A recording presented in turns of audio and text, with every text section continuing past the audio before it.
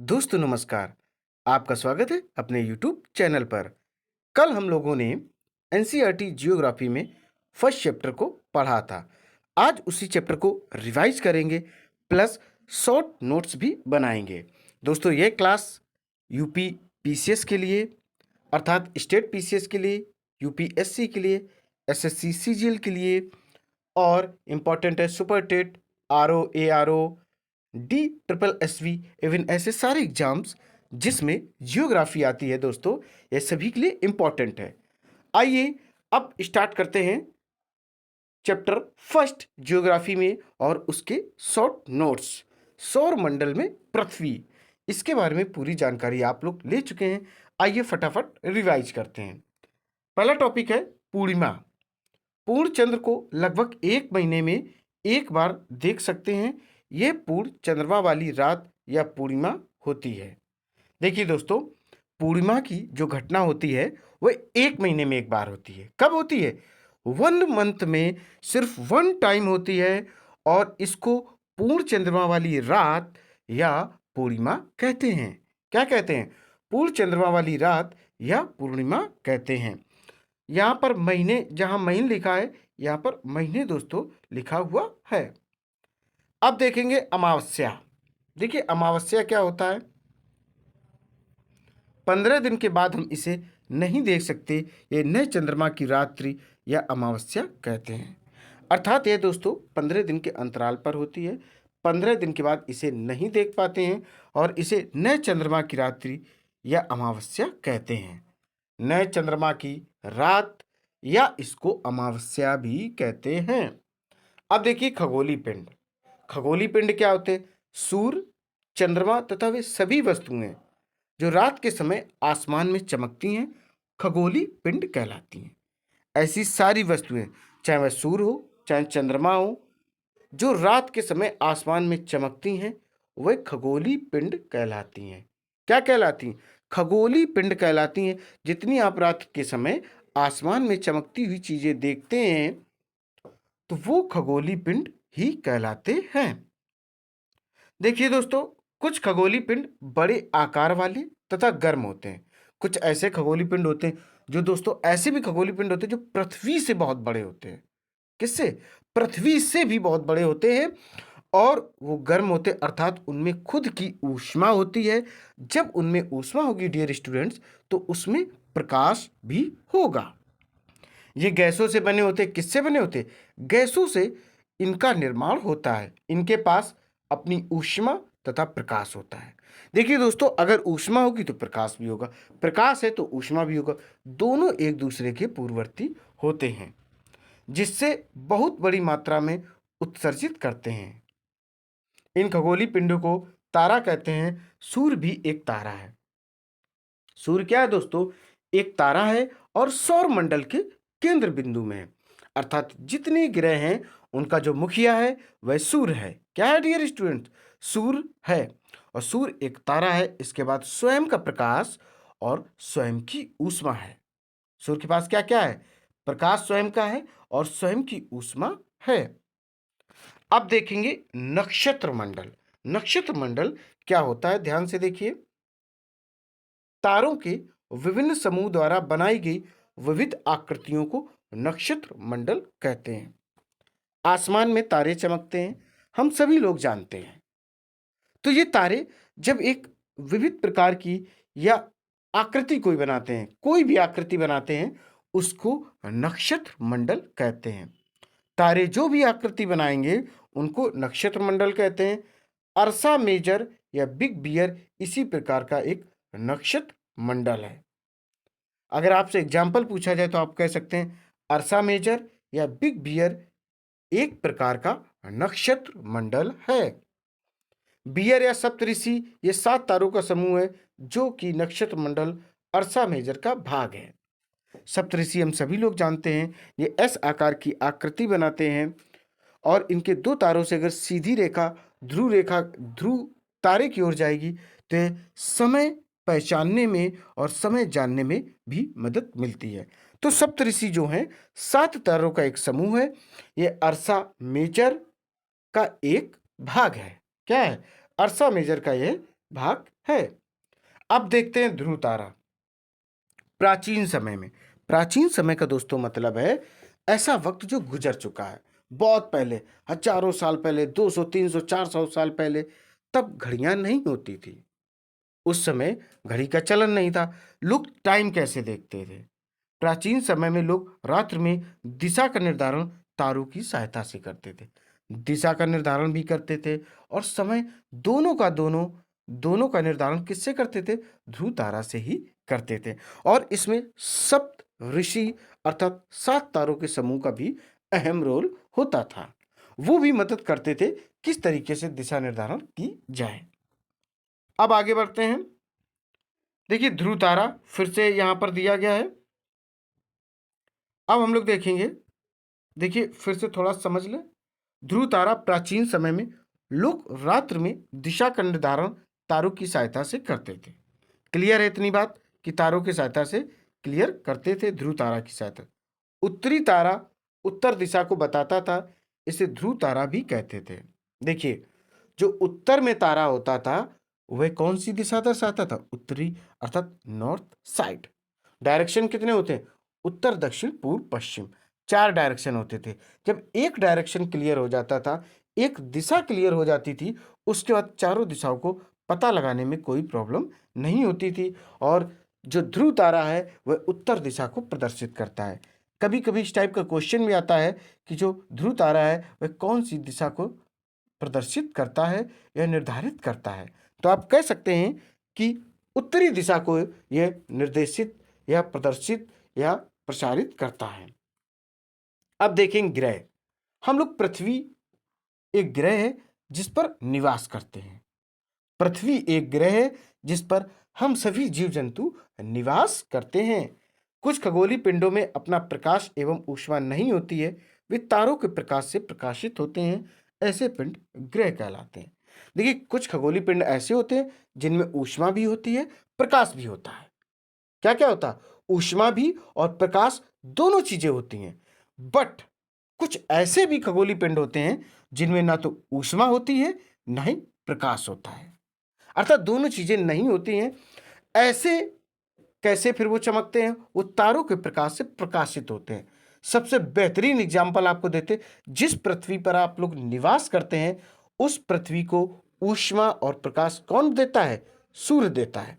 सूर्य से हमें प्रकाश भी मिलती है, प्रकाश मिलता है और ऊष्मा भी मिलती है, अर्थात दोनों चीजें मिलती हैं जिससे पृथ्वी चमक रही है। इवन जितने सौर मंडल में ग्रह हैं सभी को जो ऊष्मा और प्रकाश प्रदान करने का कार्य करता है वह सूर्य होता है। इसीलिए दोस्तों सूर्य को मुखिया कहा जाता है। क्या कहा जाता है? सौर मंडल का उसे मुखिया कहा जाता है। अब दोस्तों आपको बता दें एक इंपॉर्टेंट बात। देखिए खगोलीय पिंडों एवं उनकी गति के संबंध में अध्ययन करने वालों को खगोल शास्त्री कहते हैं। आर्यभट्ट प्राचीन भारत के प्रसिद्ध खगोल शास्त्री थे। ग्रह जिसे अंग्रेजी में प्लेनेट कहते हैं, ग्रीक भाषा के प्लेन टाई शब्द से बना है जिसका अर्थ होता है परिभ्रमक अर्थात चारों ओर घूमने वाला। सबसे पहले दोस्तों आप यहां से समझें, जो खगोलीय पिंडों एवं गति के संबंध में अध्ययन करते हैं। भाई खगोलीय पिंड है वो गति भी करेंगे, ठीक है, तो उनके बारे में और भी उनमें एक्टिविटी होंगी, तो उनके बारे में जो अध्ययन करता है उसे खगोल शास्त्री कहते हैं। क्या कहते हैं? खगोल शास्त्री। जो खगोलीय पिंडों एवं उनकी गति से संबंधित अध्ययन करे वह खगोल शास्त्री होता है। क्या होता है खगोल शास्त्री? आर्यभट्ट क्या थे? आर्यभट्ट ने ही जीरो की खोज की थी। जीरो खोज किसने की थी? आर्यभट्ट ने की थी। तो आर्यभट्ट प्राचीन भारत के प्रसिद्ध खगोल शास्त्री थे। क्या? प्रसिद्ध खगोल शास्त्री थे। और दोस्तों जो ग्रह होता है इसको इंग्लिश में प्लेनेट कहते हैं। क्या कहते हैं? प्लेनेट कहते हैं। ग्रीक भाषा के प्लेनटाई शब्द से बना है। जो प्लेनेट शब्द है ये ग्रीक भाषा के प्लेनटाई शब्द से बना हुआ है जिसका अर्थ क्या होता है? चारों ओर घूमने वाला। ग्रह घूमता है। ग्रह किसके चारों ओर घूमता है? सूर्य के चारों ओर घूमता है। सूर्य के चारों ओर ग्रह घूमते हैं। जितने भी ग्रह हैं सारे के सारे सूर्य के चारों ओर घूमते हैं। और दोस्तों जो ग्रह होते हैं वो अपने स्थान पर भी घूमते हैं। अब हम लोग पढ़ेंगे पृथ्वी सबसे प्यारी। किसके बारे में पढ़ेंगे दोस्तों? पृथ्वी। देखिए, पृथ्वी एक ग्रह है, हम सभी लोग जानते हैं, जिस पर हम रहते हैं। यह एक ग्रह है, यह अपना संपूर्ण प्रकाश एवं ऊष्मा सूर्य से प्राप्त करती है। अर्थात हमें जो भी प्रकाश मिलता है, जो भी दिन रात की घटनाएं हो रही हैं, अगर दोस्तों सूर्य ना हो तो कभी भी दिन नहीं होगा। और जब सूर्य से हमें दो चीजें अच्छे से मिलती हैं, एक प्रकाश और ऊष्मा। आपने देखा होगा, सुना भी होगा, समझा भी होगा, जानते भी होंगे कि भारत में एक ऐसा राज्य है जो बहुत अधिक सौर ऊर्जा का उपयोग करता, वह है राजस्थान। क्या? राजस्थान। क्योंकि क्षेत्रफल की दृष्टि से बहुत बड़ा राज्य है, यह प्रथम राज्य है भारत का। इतने बड़े एरिया में फैलने के बावजूद, इतने एरिया में फैलने के बाद इसमें जो इलेक्ट्रिसिटी की है वो थोड़ी सी प्रॉब्लम रहती है, तो वो सौर ऊर्जा का उपयोग करते हैं और उनके जो भी कार्य होते हैं उनको वो संपन्न करते हैं। जो पृथ्वी के सबसे नजदीक का तारा है, पृथ्वी को बहुत अधिक दूरी से, जैसे चंद्रमा से देखने पर यह चंद्रमा की तरह चमकती हुई प्रतीत होगी। सूर्य से दूरी के हिसाब से पृथ्वी तीसरा ग्रह है। आकार में यह पांचवा सबसे बड़ा ग्रह है। अब मुद्दे की बात आप लोग समझो। हमें पता है कि चंद्रमा चमक रहा है। चंद्रमा पृथ्वी का एकमात्र उपग्रह है। चंद्रमा जो है वह पृथ्वी का एकमात्र उपग्रह है, हम सभी लोग जानते हैं। अब बात आती है कि अगर चंद्रमा से पृथ्वी को देखें तो यह चमकीली दिखाई पड़ेगी, जैसा चंद्रमा चमकता है। अब बात है कि पृथ्वी क्यों चमकती नजर आएगी? क्योंकि पृथ्वी सारा का सारा प्रकाश, जितने प्रकाश की उसको जरूरत है, वह कहां से लेती? सूर्य से लेती। ऊष्मा भी सूर्य से लेती है। आप सौर प्रकाश में या सूर्य प्रकाश में खड़े हो जाइए तो आपको गर्मी महसूस होगी। हम सभी लोग जानते हैं, मई जून में टेम्परेचर कितना चला जाता? 45, 46 या 44 के तकरीबन चला जाता। तब बहुत अधिक गर्मी होती है। और आपको एक चीज बता दें, सूर्य की दूरी के हिसाब से जो पृथ्वी है ये तीसरे स्थान पर है। दूरी के हिसाब से सूर्य से पृथ्वी तीसरे स्थान पे है और आकार में जो पृथ्वी है वह 5वें नंबर पे है। कितने नंबर पे है? 5वें नंबर पर है। अब हम लोग देखेंगे उपग्रह। देखिए क्या है उपग्रह। आसमान में दिखने वाला चंद्रमा एक उपग्रह है। बिल्कुल दोस्तों, यह पृथ्वी का एक उपग्रह है। यह हमारी पृथ्वी का सहचर है जो कि इसके चारों ओर चक्कर लगाता रहता है। देखिए, पृथ्वी अपने किसके चक्कर लगाती? सूर्य के। और पृथ्वी के चक्कर कौन लगाता? चंद्रमा। तो चंद्रमा एकमात्र पृथ्वी का उपग्रह है। इस क्वेश्चन को जरूर आप लोग याद रखें। अब बात करेंगे सौरमंडल। देखिए, सूर्य, 8 ग्रह, उपग्रह तथा कुछ अन्य खगोलीय पिंड जैसे क्षुद्र ग्रह एवं उल्का पिंड मिलकर सौरमंडल का निर्माण करते हैं। उसे हम सौर परिवार का नाम देते हैं। देखिए, सौरमंडल में आता क्या क्या है? सूर्य आएगा जो कि मुखिया है सौरमंडल का। इसके अलावा 8 ग्रह होंगे, कुछ उपग्रह होंगे और कुछ अन्य खगोलीय पिंड भी होंगे। जैसे क्षुद्र ग्रह एवं उल्का पिंड मिलकर सौरमंडल का निर्माण करते हैं और इसी को हम लोग सौर परिवार का नाम देते हैं। क्या देते हैं? सौर परिवार का नाम देते हैं। अब देखिए जियोग्राफी, जिसको आप लोग पढ़ रहे हैं, बहुत अहम है। जियोग्राफी एक अंग्रेजी शब्द है। हिंदी में इसको क्या कहते हैं? हिंदी में इसको भूगोल कहते हैं। क्या कहते हैं? भूगोल कहते हैं। यह ग्रीक भाषा से लिया गया शब्द है। कौन सा? जियोग्राफी जो शब्द है डियर स्टूडेंट्स, ये ग्रीक भाषा से लिया गया है और जिसका अर्थ है पृथ्वी का विवरण। क्या है? पृथ्वी का विवरण, अर्थात पृथ्वी के बारे में विस्तृत जानकारी। पृथ्वी में कैसे जल संसाधन है, कैसा वातावरण है, कैसा वायुमंडल है, कैसे जंगल पाए जाते हैं, कैसे पहाड़, नदियां इत्यादि या विभिन्न प्रकार की प्रजातियों में कैसी विविधता पाई जाती है, ये सारी की सारी जानकारी आपको डियर स्टूडेंट्स इसके अंतर्गत मिलती है, जियोग्राफी के अंतर्गत। जियो मीन्स क्या होता है? भूमि होती है। ग्राफी मीन्स क्या हो जाएगा? स्टडी। तो भूगोल अर्थात इसका जो इंग्लिश वर्जन है वह ज्योग्राफी है। ये ग्रीक भाषा का शब्द है जिसका अर्थ होता है पृथ्वी का विवरण, पृथ्वी के बारे में अधिक से अधिक जानकारी। जियोग्राफी पृथ्वी का विवरण, जियोलॉजी पृथ्वी का अध्ययन। देखिए, जियोलॉजी की बात की जाए तो पृथ्वी का अध्ययन, ठीक। जियोग्राफी में पृथ्वी का विवरण है, जियोलॉजी में पृथ्वी का अध्ययन है। और ज्योमेट्री की बात करें तो पृथ्वी का मापन। तो जियोमेट्री में क्या पढ़ते हैं? पृथ्वी का मापन।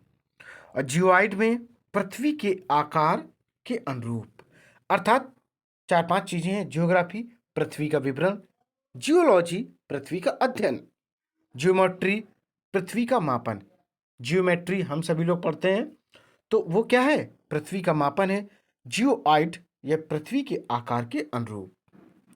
अब वक्त आ गया है कि हम लोग फटाफट सूर्य के बारे में जाने, सन के बारे में जाने, जो कि सौरमंडल का मुखिया है। क्या है? यह एक सौरमंडल का मुखिया है। सौर परिवार का मुखिया सूर्य है। सूर्य सौरमंडल के केंद्र में स्थित है। यह बहुत बड़ा है एवं अत्यधिक गर्म गैसों से बना है। सूर्य कैसे बना है? गर्म गैसों से बना हुआ है। इसका खिंचाव बल इसमें सौरमंडल को बांधे रखता है। इसका खिंचाव बल इसमें सौरमंडल को बांधे रखता है। सूर्य सौरमंडल के लिए प्रकाश एवं ऊष्मा का एकमात्र स्रोत है। देखिए, अगर सूर्य ना होता तो पृथ्वी पर जीवन असंभव था। कैसा था? असंभव था, क्योंकि काली काली रात होती तो हो सकता कि किसी भी टाइप का कोई भी जीव उत्पन्न ना होता। तो सौरमंडल के का एकमात्र, सुनिए, सूर्य के जो प्रकाश और ऊष्मा का जो एक स्पेशली मुख्य स्रोत है सभी ग्रहों के लिए, वह सिर्फ और सिर्फ सूर्य है। सूर्य पृथ्वी से लगभग 15 करोड़ किलोमीटर है। सूर्य और पृथ्वी की जो डिस्टेंस है डियर स्टूडेंट्स, वह है 15 करोड़ किलोमीटर। कितनी है? 15 करोड़ किलोमीटर। हमारे सौर मंडल में 8 ग्रह हैं। सूर्य से दूरी के अनुसार आप जरूर समझ लें। पहला बुध, दूसरा शुक्र, तीसरा पृथ्वी, चौथा बृहस्पति, तीसरा शनि और फिर यूरेनस तथा नेपच्यून। देखिए, 1 2 3 4 5 6 7 ये आपको देखने को मिल गए सूर्य से दूरी के अनुसार, कौन कितनी दूरी पर है। तो बुध है, फिर शुक्र है, फिर पृथ्वी है, फिर बृहस्पति है, फिर शनि यूरेनस है और तथा नेपच्यून है। सौरमंडल के सभी 8 ग्रह निश्चित पथ पर सूर्य का चक्कर लगाते हैं, वे कक्षा कहलाते हैं। देखिए, यहाँ पर एक ग्रह मिसिंग है। कौन सा? वह दोस्तों मंगल ग्रह मिसिंग है। ये आप लोग ध्यान रखें। मंगल जो ग्रह है दोस्तों, वह थोड़ा सा गायब है, उसको आप लोग जरूर देख लें। बुध, शुक्र, पृथ्वी, फिर मंगल है, बृहस्पति, शनि, यूरेनस तथा नेपच्यून।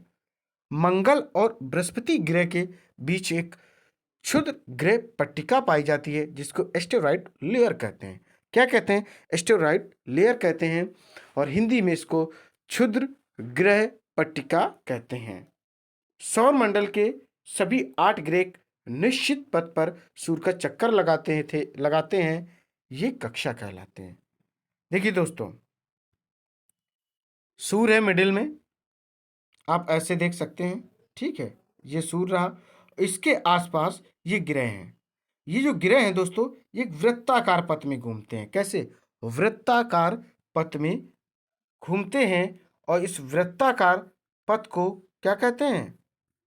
वृत्ताकार पथ को दोस्तों कहते हैं कक्षा। क्या कहते हैं? कक्षा इसको कहते हैं। प्लूटो भी एक ग्रह माना जाता था, परंतु अंतर्राष्ट्रीय खगोलीय संगठन ने अपनी बैठक अगस्त 2006 में यह निर्णय लिया कि कुछ समय पहले खोजे गए अन्य खगोलीय पिंड तथा प्लूटो बौने ग्रह कहे जा सकते हैं। बाई चांस आपसे पूछा जाए ये ग्रह की रेंज से कब बाहर किया गया था प्लूटो, तो ऑप्शन बता सकते हैं 2006। मंथ कौन सा था? अगस्त। इसे क्या कह सकते हैं? उल्का पिंड। इसे बौने ग्रह की रेंज में रखा गया है। जैसे कुछ खगोलीय पिंड होते हैं तो उस खगोलीय पिंड के साथ ही प्लूटो को भी रख दिया गया है। सीधी बात आप समझे कि ग्रह की रेंज से बाहर कर दिया गया है। अब देखेंगे भू आफ। देखिए भू आफ क्या होता है? ध्रुवों के पास थोड़ी चपटी होने के कारण इसके आकार को भू आफ कहा जाता है। क्या कहा जाता है? ध्रुवों के पास थोड़ी चपटी होने के कारण इसे भू आकार को इसके आकार को भू आफ कहा जाता है। अंतरिक्ष से देखने पर पृथ्वी नीले रंग की दिखाई पड़ती क्योंकि इसके दो तिहाई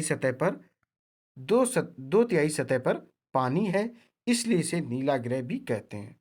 देखिए दो तिहाई का मतलब होता है दोस्तों, टोटल तो कितना है? 3 है और 2 हिस्से पर पानी है, अर्थात 3 हिस्से हैं तो 2 हिस्से पर पानी हो गया और 1 हिस्से पर भूमि हो गई। 2 हिस्से पर पानी और 1 हिस्से पर क्या हो गई? भूमि हो गई। इसलिए यह पृथ्वी जो है नीली दिखाई पड़ती है अंतरिक्ष से देखने पर। और जो आपने अभी पढ़ा था भू आप, ये ध्रुवों के पास जो पृथ्वी है ये चपटी होती है, चपटी होने के आकार को ही भू आप कहते हैं। अब देखो चंद्रमा। हमारी पृथ्वी के पास केवल एक उपग्रह है। कौन सा उपग्रह है? वह है चंद्रमा। इसका व्यास पृथ्वी के व्यास का केवल 1/4 है। कितना है? 1/4 है। 1/4 आप लिख सकते हैं। देखिए हमारी पृथ्वी के पास केवल एक उपग्रह है और इसका जो व्यास है, जिसको इंग्लिश में डायमीटर कहते हैं, पृथ्वी के व्यास का केवल 1/4 है। अर्थात पृथ्वी का अगर 100 मान लिया जाए तो चंद्रमा का 25 निकल कर आएगा। कितना निकल कर गया? 25। अर्थात 4 भाग पृथ्वी का व्यास है तो 1 भाग चंद्रमा का व्यास है। चंद्रमा और पृथ्वी से लगभग जो दूरी है वह दोस्तों है 3,84,400 किलोमीटर। पृथ्वी और चंद्रमा की जो दूरी है वह है 3,84,400 किलोमीटर। अब आगे देखिए, नील आर्मस्ट्रॉन्ग पहले व्यक्ति थे जिन्होंने 21 जुलाई 1969 को सबसे पहले चंद्रमा की सतह पर कदम रखा था। ये डेट पूछी जा सकती है या इस टाइप का क्वेश्चन जीएस में भी आ सकता है कि ऐसे कौन से पहले व्यक्ति थे जो चंद्रमा पर गए थे। नाम नील आर्मस्ट्रॉन्ग। क्या है? Neil Armstrong. पूछा जाए किस डेट को, साथ में सन भी बताइए, तो आप कहेंगे 21 जुलाई 1969 को। 21 जुलाई 1969। क्या कहेंगे? 21 जुलाई और 1969 को ये चंद्रमा की सतह पर कदम इन्होंने सबसे पहले रखा था। प्रकाश की गति 3 लाख किलोमीटर प्रति सेकंड होती है। कितनी होती है दोस्तों? 3 लाख किलोमीटर प्रति सेकंड होती है और सूर्य के प्रकाश से पृथ्वी तक पहुंचने में लगभग 8 मिनट का समय लगता है। देखिए जो सूर्य प्रकाश है पृथ्वी तक पहुंचने में उसको लगभग समय जो लगता है वह 8 मिनट लगता है। कहीं कहीं आपने 8:15 देखा होगा, 8:16 देखा होगा, 8:14 भी देखा होगा, लेकिन जो लगभग में आता है वह है 8 मिनट। जो सूर्य प्रकाश पृथ्वी तक आता है उस दौरान उसकी टाइमिंग है 8 मिनट में वह पृथ्वी तक पहुंच जाता है। और जो प्रकाश की गति है वह 3 लाख किलोमीटर प्रति सेकंड है। कितनी है? 3 लाख किलोमीटर प्रति सेकंड है। मानव निर्मित उपग्रह एक कृत्रिम पिंड है। जो मानव बनाएगा वह एक कृत्रिम पिंड है। यह वैज्ञानिकों द्वारा बनाया जाता है। अंतरिक्ष में उपस्थित कुछ भारतीय उपग्रह इनसेट, IRS, एडुसेट जो मानव द्वारा बनाएंगे वो कृत्रिम कहलाएंगे। और कुछ एग्जाम्पल भी दिए गए हैं जैसे इनसेट, IRS, एडुसेट आदि। अब देखिए चंद्रमा पृथ्वी का एक चक्कर लगभग 27 दिन में पूरा करता है। ये बहुत इंपॉर्टेंट क्वेश्चन है डियर स्टूडेंट्स कि जो चंद्रमा है वह पृथ्वी का एक चक्कर लगाने में कितना समय लेता है। तो आप कह सकते 27 डेज। कितने? 27 डेज अर्थात 27 दिन लेता है। लगभग इतने ही समय में यह अपने अक्ष पर एक चक्कर भी घूम लेता है। बाय चांस पूछा जाए कि जो चंद्रमा है अपने अक्ष पर घूमने में कितना समय लेता है, तो आप कह सकते हैं लगभग 27 दिन, 27 डेज। इसके परिणाम स्वरूप पृथ्वी से हमें चंद्रमा का केवल एक ही भाग दिखाई देता है। पृथ्वी से जब हम चंद्रमा को देखते हैं तो चंद्रमा का सिर्फ और सिर्फ एक भाग दिखाई पड़ता है। अब देखिए क्षुद्र ग्रह, ग्रह के ही भाग हैं जो बहुत वर्ष पहले विस्फोट के बाद ग्रहों से टूटकर अलग हो गए थे।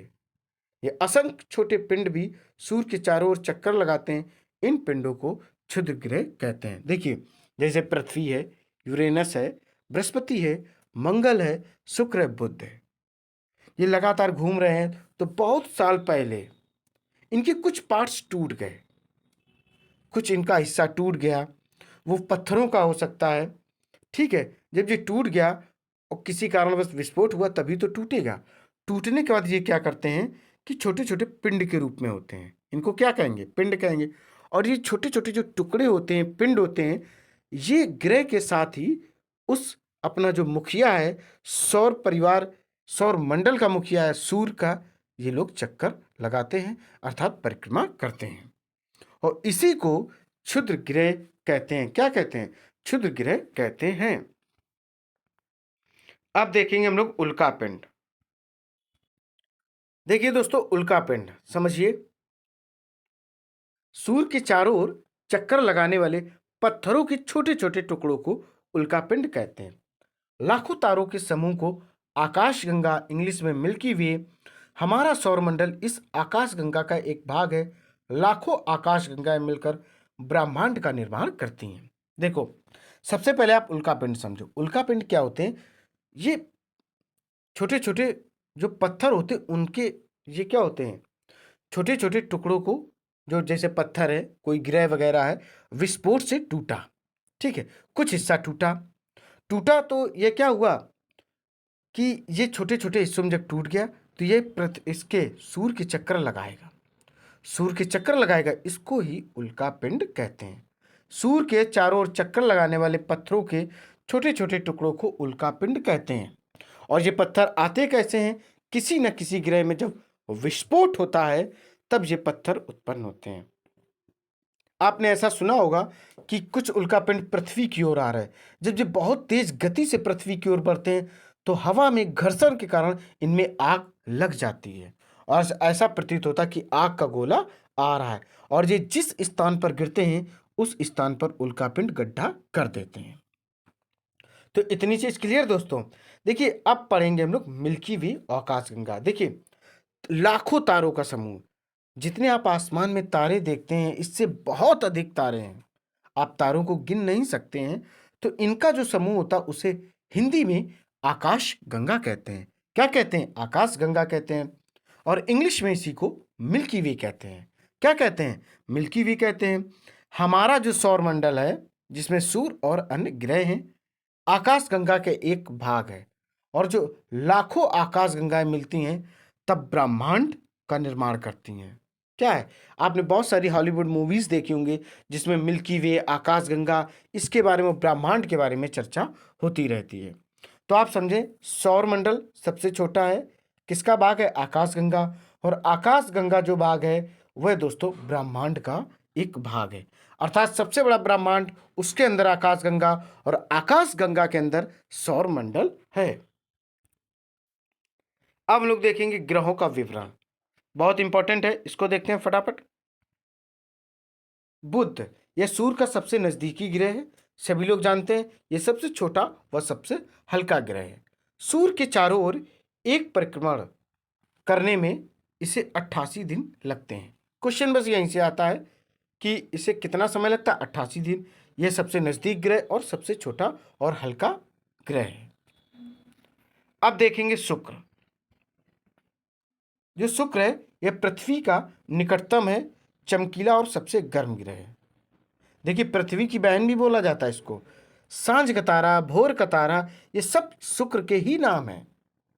यह पृथ्वी के सबसे निकट है, यह बहन है, और प्लस यह सबसे गर्म ग्रह भी है। इसे सांझ का तारा, भोर का तारा, इसे पृथ्वी का भगिनी ग्रह कहते हैं, अर्थात बहन कहते हैं। सूर्य के चारों ओर एक परिक्रमण में इसे 255 दिन लगते हैं। कितने लगते हैं? 255 दिन। अब देखेंगे मंगल। मंगल को लाल ग्रह कहते हैं। क्या कहते हैं? लाल ग्रह इसे कहते हैं। इसके दो उपग्रह हैं, फोबोस, डीमोस। मंगल के कितने उपग्रह हैं? दो हैं, फोबोस और डीमोस। और सूर्य के चक्कर, एक चक्कर को पूरा करने में इसे जो दिन लगते हैं वह 687, 687 डेज में यह सूर्य का एक पूरा चक्कर कंप्लीट करता है। अब देखेंगे बृहस्पति। ये देखिए दोस्तों, यह सौर मंडल का सबसे बड़ा ग्रह है। कैसा है दोस्तों? देखिए दोस्तों, फिर से जो बृहस्पति है यह सौर मंडल का सबसे बड़ा ग्रह है। इसका उपग्रह गाइनीमेड है। क्या है? गैनीमेड या गाइनीमेड है। सूर्य के चारों ओर एक परिक्रमण में इसको 12 साल लगते हैं। यह सबसे बड़ा ग्रह है। इस बात को आप लोग जरूर याद रखें। अब देखेंगे शनि। ये आकार में दूसरा सबसे बड़ा ग्रह है। पहला बृहस्पति है, दूसरा शनि है। इसका उपग्रह जो टाइटन है, सूर्य के चारों ओर एक परिक्रमण में इसको 29 साल लगते हैं। बृहस्पति को 12 साल, जो कि बड़ा ग्रह है, और दूसरा जो सबसे बड़ा ग्रह है वह शनि है। इसका उपग्रह टाइटन है और इसको जो टाइमिंग लगती वह 29 साल लगती है। अब देखेंगे अरुण। क्या देखेंगे दोस्तों? अरुण। देखिए, अरुण यह आकार में तीसरा सबसे बड़ा ग्रह है। इसकी खोज 1781 ईस्वी में विलियम हर्शल द्वारा की गई थी। इसका उपग्रह है टाइटेनिया। क्या है? टाइटेनिया। सूर्य के चारों ओर एक परिक्रमण में इसको 84 साल लगते हैं। देखिए, अरुण जो है तीसरा सबसे बड़ा ग्रह है। इसकी खोज 1781 में विलियम हर्शल द्वारा की गई है। इसका उपग्रह एक है टाइटेनिया और इसे सूर्य का एक चक्कर लगाने में, परिक्रमण पूरा करने में 84 साल लगते हैं। अब आपके सामने है वरुण। यह सूर्य से सबसे दूर स्थित है। कहाँ स्थित है? सबसे दूर स्थित है। ध्यान रखिएगा दोस्तों, सबसे दूर स्थित है। इसका जो उपग्रह है वह ट्राइटन है। कौन सा? टाइटन। सूर्य की ओर एक परिक्रमण करने में इसको 164 साल लगते हैं। कितने? 164 साल वरुण को। सबसे दूर स्थित है। इसका उपग्रह ट्राइटन है। एक परिक्रमण पूरा करने में, सूर्य का एक चक्कर लगाने में इसको 164 साल लगते हैं। अब पढ़ेंगे हम लोग पृथ्वी के बारे में। देखिए दोस्तों, थोड़ा सा पृथ्वी के बारे में जानते हैं। जहां हम लोग निवास करते हैं, पृथ्वी आकार में पांचवा सबसे बड़ा ग्रह है। कौन सा?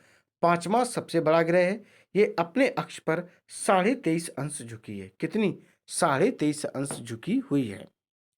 यह सौर मंडल का एकमात्र ग्रह है जिस पर जीवन है। एकमात्र इसका उपग्रह है जिसको चंद्रमा कहते हैं। पृथ्वी का जो व्यास है 6371 किलोमीटर है। पृथ्वी का जो व्यास है 6371 किलोमीटर दोस्तों है। तो यह दोस्तों शॉर्ट नोट्स की क्लास थी। इसको आप लोग जरूर पढ़ें, यह आपके लिए बहुत अधिक इंपॉर्टेंट है। और इस क्लास को अधिक से अधिक लाइक करें, शेयर करें और मेरे चैनल को सब्सक्राइब करें। दोस्तों, जय हिंद, जय भारत।